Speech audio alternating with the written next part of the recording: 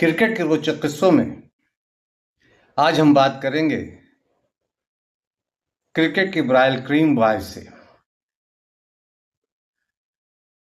उस दौर में जब क्रिकेट खेला जाता था, भारतीय क्रिकेट और उसके खिलाड़ियों की बहुत ज़्यादा पहचान नहीं थी उस तरह की। उन्हें आज की तरह के खिलाड़ियों को विज्ञापन नहीं मिला करते थे। इक्का दुक्का विज्ञापन उन्हें मिला करता था। उसी तरह से उस दौर में बालों में लगाने वाला एक क्रीम हुआ करता था, ब्रायल क्रीम, जिसका विज्ञापन एक भारतीय क्रिकेटर किया करते थे और उनके नाम के साथ ये चुस्पा हो गया था, ब्रायल क्रीम बॉय। उस शख्सियत का नाम है फारूक इंजीनियर। नई पीढ़ी के लोग हम शायद बहुत कम जानते होंगे उनके बारे में, लेकिन उन्होंने भारतीय क्रिकेट को ऊंचाई दिलाई। भारतीय क्रिकेट की नींव में फारूक इंजीनियर का बड़ा योगदान है। वो अपने समय के बेहतरीन विकेट कीपर थे और छठे सातवें नंबर पर, कभी कभी ज़रूरत पड़ी तो पाँचवें नंबर पर भी बल्लेबाजी करने आते थे और ठीक ठाक रन बना लेते थे।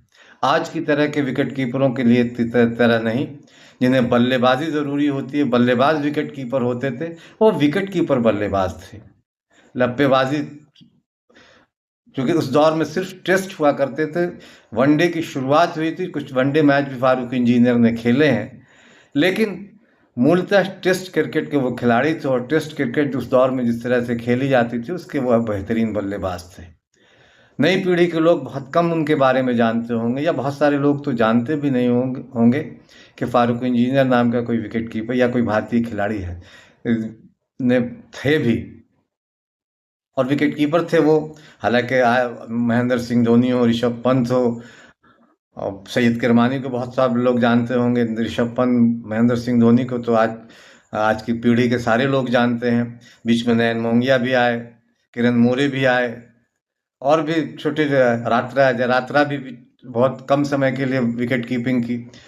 तो इस तरह से, लेकिन फारूक इंजीनियर ने लंबे सा कैरियर तो क्रिकेट का रहा है। चूंकि टेस्ट क्रिकेट हुआ करता था, टेस्ट क्रिकेट बहुत सीमित हुआ करता था, इसलिए जितना उन्होंने खेला, अच्छा क्रिकेट खेला। आज उनका जिक्र करेंगे। उसका जिक्र इसलिए ज़रूरी है कि उनके नाम के साथ अभी एक उपलब्धि जुड़ गई है, और उनका जिक्र करने, उस उपलब्धि को और उनके करियर को जानने से पहले एक गुजारिश, एक निवेदन है कि अगर अभी तक आपने बादब बामुलाहिजा को सब्सक्राइब नहीं किया है तो उसे सब्सक्राइब करेंगे, लाइक करें और ज़्यादा से ज़्यादा शेयर करें, ताकि क्रिकेट के किस्से, जानकारी और रिकॉर्ड्स आप तक ज़्यादा से ज़्यादा पहुँचे। और बेल आइकन दबाना ना भूलेंगे। ज्वाइन करें हमारा ये यूट्यूब चैनल और अंत तक ज़रूर देखें, बहुत रोचक जानकारियाँ मिलेंगी। और अगर आप फेसबुक पेज पे इसे देख रहे हैं तो हमारे फेसबुक पेज को लाइक करें, शेयर करें और फॉलो करें। नमस्कार, आदाब, मैं फजल इमाम मलिक। अपने ज़माने के मशहूर विकेट कीपर बल्लेबाज फारूक इंजीनियर का जिक्र आज करेंगे, जिन्हें ब्रायल क्रीम बॉय भी कहा जाता था उस दौर में। वो ब्रायल क्रीम, एक जो बालों को में लगाने के लिए क्रीम आती थी, एक जेल टाइप की चीज़ हुआ करती थी, उसका वो विज्ञापन करते थे और इसीलिए उनका नाम ब्रायल क्रीम बॉय पड़ गया था। हालांकि उन्हें उनके साथी खिलाड़ी रूकी के नाम से जानते थे, और कहा जाता है कि वो भारत के पहले आक्रामक विकेट कीपर बल्लेबाज थे। वो बल्लेबाज विकेट कीपर नहीं थे, विकेट कीपर बल्लेबाज थे। हालांकि वो अभी मैनचेस्टर, इंग्लैंड में वो जाकर बस गए हैं। मुंबई से उनका ताल्लुक था, पारसी समुदाय से आते थे। अभी कुछ दिन पहले शुभमन गिल की अगुवाई में गई भारतीय टीम ने जब मैनचेस्टर के ओल्ड ट्रैफर्ड में टेस्ट खेला,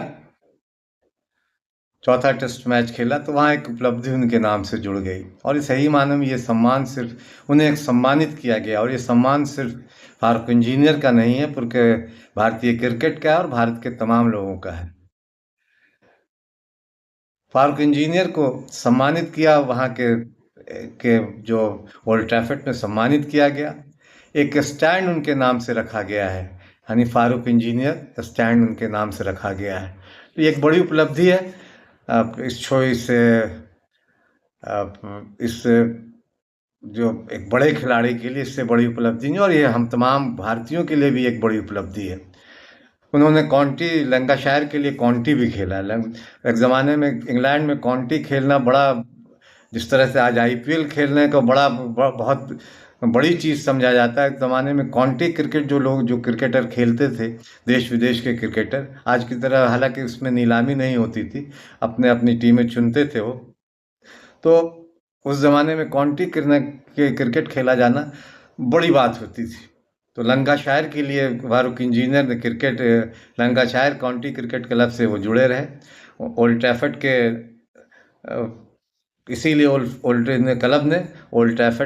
इसी क्लब ने ओल्ड ट्रैफर्ड के जो एक स्टैंड है उसका नाम फारूक इंजीनियर स्टैंड रखा है। फारूक ने 1968 से 1976 के बीच लंकाशायर के लिए क्रिकेट खेला, और उन्होंने वहाँ करीब रिटायर होने के बाद वहीं रहे वो, और लगभग बहुत अच्छी वहाँ वहाँ उन्होंने क्रिकेट खेला है फारूक इंजीनियर ने। और कहा जा सकता है कि उन्होंने जितना दिन भी क्रिकेट खेला बहुत अच्छे स्कोर किया, रन बनाए, और इसीलिए उनका सम्मान भी वहाँ किया जाता है। तो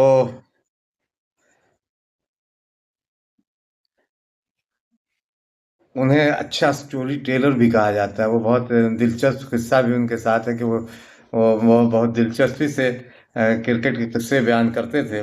लंकाशायर के लिए, जैसे मैंने कहा कि 1968 से 1976 के बीच उन्होंने लंकाशायर काउंटी क्रिकेट क्लब के लिए खेला। 175 मैच वहाँ खेले उन्होंने इस क्लब के लिए, और 5,942 रन बनाए उन्होंने। 429 कैच लपके उसके काउंटी लंकाशायर के लिए खेलते हुए, और 35 स्टंपिंग की। तो ये उनका वहाँ काउंटी क्रिकेट का उनका करियर है। लेकिन भारतीय क्रिकेट का भी उनका काफ़ी अच्छा, भारतीय क्रिकेट में भी उस वक्त उस दौर में उन्होंने बहुत अच्छी विकेट कीपिंग की। जैसे मैंने कहा कि स्पिन चौकड़ी जो थी भारत की, उसकी सफलता के पीछे उसकी सफलता के पीछे, विकेट के पीछे फारूक इंजीनियर की चपलता थी। पर उनका मुंबई में वो जन्मे, एक पारसी परिवार से, जैसा मैंने जिक्र किया है। उनके पिता मानेकशॉ डॉक्टर थे। माँ तो चाहती थी कि वो क्रिकेट ना खेले, लेकिन उनके बड़े भाई जो हैं डेरियस, वो क्लब क्रिकेट खेलते थे, क्लब क्रिकेटर थे, और उन्हीं से प्रेरित होकर या प्रेरित होकर फारूक इंजीनियर ने क्रिकेट खेलना शुरू किया। उनकी शादी एक ब्रिटिश जिस लड़के जिनसे हुई है वो ब्रिटिश मूल की, और शायद इसीलिए फारूक इंजीनियर जब क्रिकेट से रिटायरमेंट होने के बाद ब्रिटिश में जा बसे हैं। मुंबई के डॉन बॉस्को हाई स्कूल और पॉडर कॉलेज से पढ़ाई पूरी की। बचपन में वो पायलट बनना चाहते थे, लेकिन माँ नहीं चाहती थी उनकी, और बॉम्बे फ्लाइट क्लब से उन्होंने बाकायदा पायलट की लाइसेंस भी लिया, लेकिन माँ के डर से उन्होंने क्रिकेट को चुना। पहला टेस्ट उन्होंने फिर मुंबई की, जाहिर है कि रणजी ट्रॉफी में उन्होंने मुंबई के लिए खेला। फारूक 1961 में उनका डेब्यू हुआ टेस्ट क्रिकेट में, भारत के लिए उन्होंने पहला मैच खेला 1961 में, इंग्लैंड के खिलाफ टेस्ट डेब्यू किया। उन्होंने 46 टेस्ट मैच खेले। उन्होंने कुल 86 टेस्ट मैच खेले और 2,611 रन बनाए, जिनमें 2 शतक और 16 अर्धशतक शामिल हैं। उसका औसत 31.08 का रहा। उस दौर में ये बहुत बुरा नहीं कहा जा सकता है। फारूक इंजीनियर ने 5 वनडे भी खेले, और 5 वनडे में 114 रन बनाए, और उन्होंने विकेट के पीछे 4 डिसमिसल हैं उनके। टेस्ट क्रिकेट में उन्होंने 82 शिकार विकेट के पीछे बनाए, जिसमें 66 कैच और 16 स्टंपिंग है। 1967 में वेस्टइंडीज के खिलाफ जो मद्रास था पहले, चेपक स्टेडियम, उन्होंने लंच से पहले 94 रन बनाए। कई बार ऐसा हुआ है कि शायद मेरी याददाश्त जहाँ तक काम करती, कई बार उन्हें ओपनर के तौर पर भी भेजा गया। तो उन्होंने चेपक में 94 रन बनाए, जो उस वक्त उनकी सर्वश्रेष्ठ पारी थी। और फिर बाद में उन्होंने इस 94 रन को 109 वेस्ट इंडीज के खिलाफ 109 रन बनाए। 122 उनका सर्वश्रेष्ठ स्कोर है। 2 शतक उन्होंने, जैसे मैंने पहले 2 शतक बनाए। 1972-73 में इंग्लैंड के खिलाफ उन्होंने सीरीज में 415 रन बनाए और 121 रन उनका सर्वश्रेष्ठ औसत। उनकी चपलता ने जो, और मैंने पहले ही कहा कि उनकी चपलता ने बेदी, प्रसन्ना, चंद्रशेखर और वेंकट राघवन की स्पिन चौकड़ी को ऊंचाई दिलाई।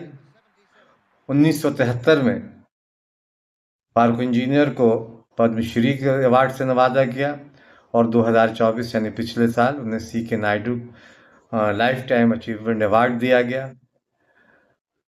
वो इस बात के लिए भी जाने अपनी वो काफ़ी पुरमजाक थे, मजाकिया लहजे और के लिए भी जाने जाते, और ब्रायल क्रीम विज्ञापन के लिए तो जाने ही जाते हैं।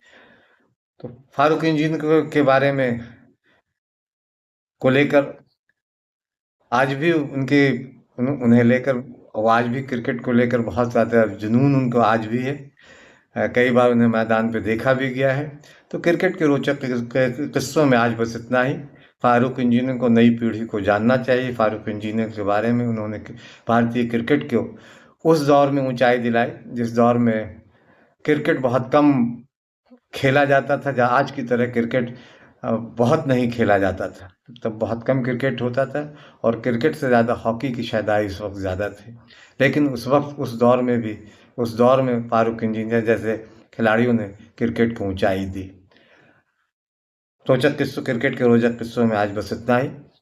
चलते चलते एक आंकड़ा बहुत छोटा सा के बहुत छोटा सा आंकड़ा, बाएं हाथ के कुछ गेंदबाजों का जिक्र करेंगे। स्पिन गेंदबाजों का, बाएं हाथ के ऑर्थोडॉक्स गेंदबाज जिन्होंने 5 विकेट, कई बार 5 विकेट लिए।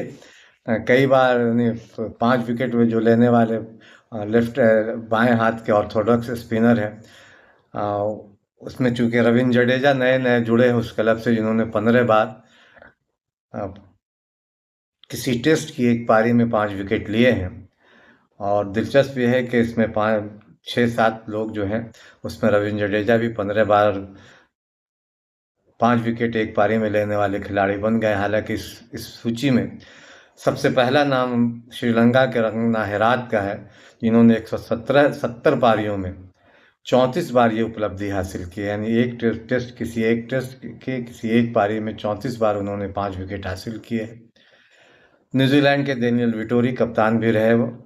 उन्होंने 187 पारियों में 20 बार ये उपलब्धि हासिल की। बांग्लादेश के शकीबुल हसन, जिन्होंने 121 पारियों में 19 बार ये उपलब्धि हासिल की, यानी किसी एक टेस्ट की एक पारी में 19 विकेट हासिल किए। बांग्लादेश के ही ताजुल इस्लाम, जिन्होंने 17 बार ये उपलब्धि हासिल की। 98 पारियों में, 98 पारियों में किसी एक टेस्ट की एक पारी में 5 विकेट झटके। और इंग्लैंड के अपने ज़माने के मशहूर बाएं हाथ का ऑर्थोडॉक्स गेंदबाज डेरिक अंडरवुड ने भी 17 बार यह उपलब्धि हासिल की 151 पारियों में। और रविंद्र जडेजा इस सूची में छठे नाम है, जिन्होंने 152 पारियों में 15 विकेट हासिल किए। तो क्रिकेट के रोचक किस्सों में आज इतना ही। देखें, क्रिकेट का लुत्फ उठाएं और बाबुल आज़म को अभी तक अगर आपने शेयर नहीं किया तो शेयर कीजिए, लाइक कीजिए और ज़्यादा से ज़्यादा लोगों तक इसे पहुंचाइए, ताकि उन्हें भी क्रिकेट की जानकारियां, किस्से और रिकॉर्ड्स ज़्यादा मिल सकें। Liddy to Engineer. And the hook shot, it's out towards the boundary, 4 runs.